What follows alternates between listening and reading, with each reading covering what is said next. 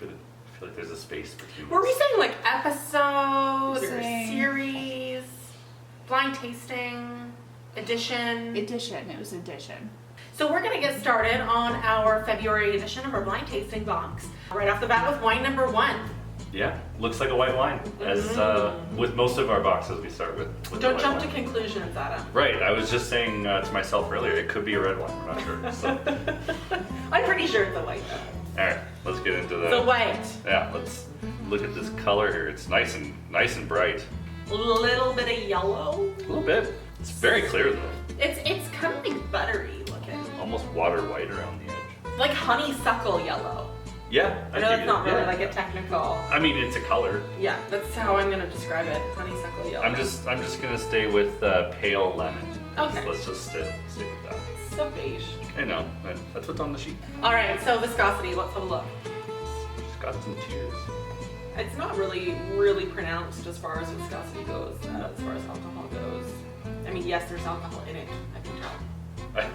I mean, that's how we make wine. We need alcohol. So. Okay, let's get into the nose here. Very fresh lemons, like Meyer lemon, not like lemon. Yeah, like or maybe fresh lemon, like fresh Well, squeeze. yeah. But like a Meyer lemon has a little bit like of a softer, less sharp, As opposed to. as opposed to lemon. Okay. Meyer lemon is better for baking. Is it? Yeah, Oh, good to know. yeah. Small Meyer.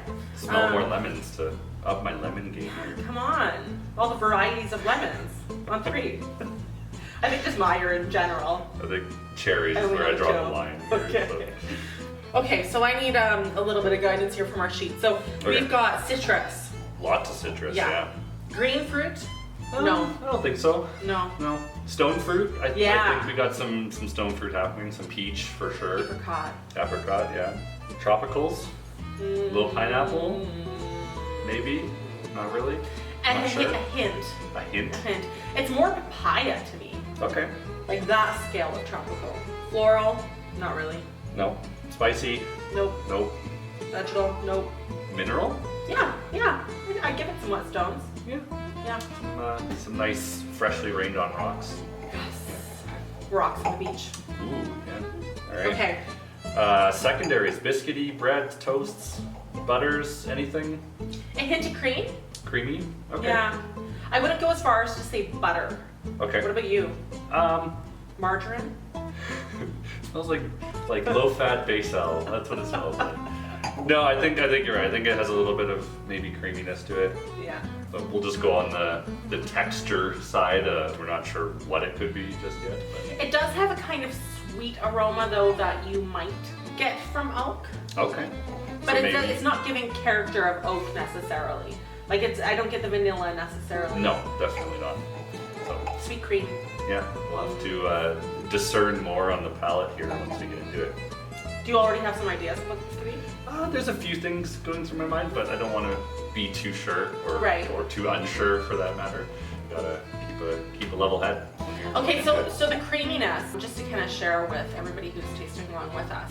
If there is creaminess in here, if that's something that we're actually detecting, that comes from something called malolactic fermentation. And that's a conversion of malic acid, which can be quite harsh, very bright, into lactic acid, which gives the creamy kind of buttery flavor, which is pretty common. Some of the regions that use malolactic fermentation in white wines, a lot in California for Chardonnays, but then they usually pair that with oak, which I'm not getting on this. So it's Yeah, actually there's taking not a me lot away of from oak. it. And just another point on that is that malic acid, like green apples, that big acid kind of flavor, and then lactic acid milk, right? So we get that creamy, rich, buttery kind of aroma flavor. So, Yeah, Yeah. totally. Okay, let's taste this. Yeah. Mmm, Interesting. tasty. It is. Red apples on the palate. Yeah, that's what I was there's some red fruit on there. See, you told me don't think it's just a white wine. There can be red apple flavors in white wine as well. So. Really long finish. Yeah, there's a lot of fruit. It's still quite creamy texture. Yeah. I'm debating whether it's malolactic or potentially maybe some lees stirring. So that's when everything is in the vat, and they once the fermentation has happened, they stir it and they keep all that texture there, and it gives it just a little bit more to it, but it doesn't give you the mallow or the butter and that kind of stuff. So the yeast and the grapes. Exactly. Yeah. Stirred together to give it a bit of body. Yeah, because I'm not Really detecting long mallow. finish. Yeah. Wow. No, yeah, I'm not getting any yolk at all. I think that, I mean, if anything, it's probably partial malolactic fermentation. Maybe. Yeah. I'm gonna have another sip and see what the acidity and mouthfeel Yeah, is let's telling do me. Okay. Okay. Acidity is kind of a medium line. Yeah.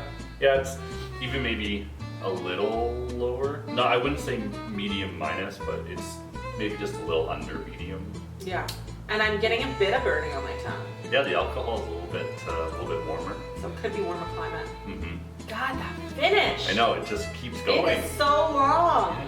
There's a few grape varieties I'm thinking of. There's not a whole lot that would go through a malolactic process. I mean, we wouldn't want a grape variety like Sauvignon Blanc, which has a grassy feel to taste like grassy yogurt. That would be disgusting. Yeah. So there's a couple grape varieties I'm going with here. I've narrowed it to 2. I have 2.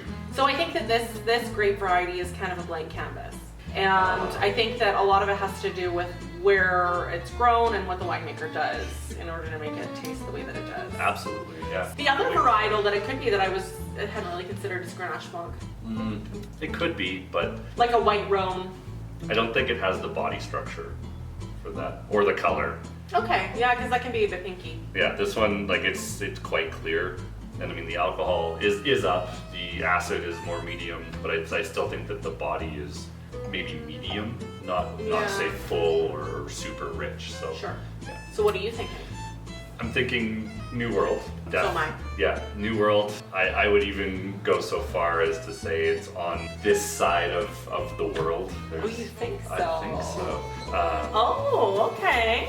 Also, the grape variety, as you had said before, it's a winemaker's grape.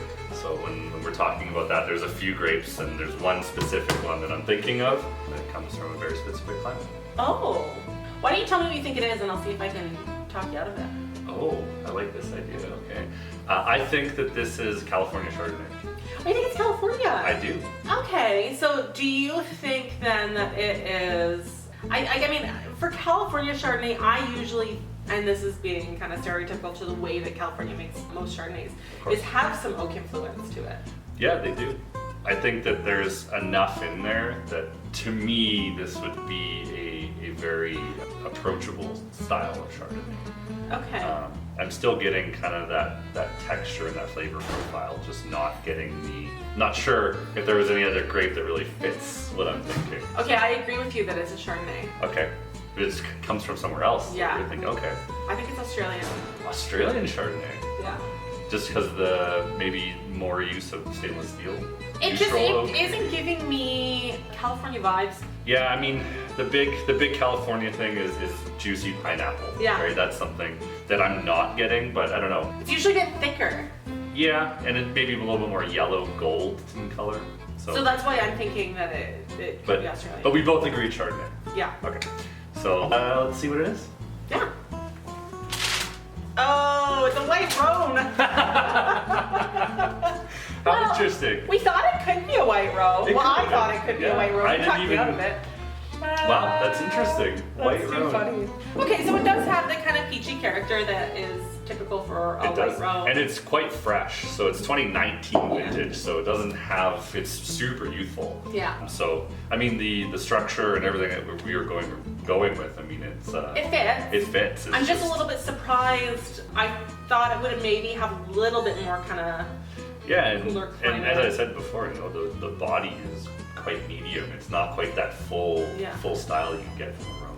I think it's an awesome wine. It's really delicious, and the finish just Yeah. keeps going. It's 13.5% ABV. Yeah, so Yeah. It's medium plus. Yeah, Very well, yeah. I thought. I thought the alcohol was feeling a little bit more. Cool. Well, we didn't get this one.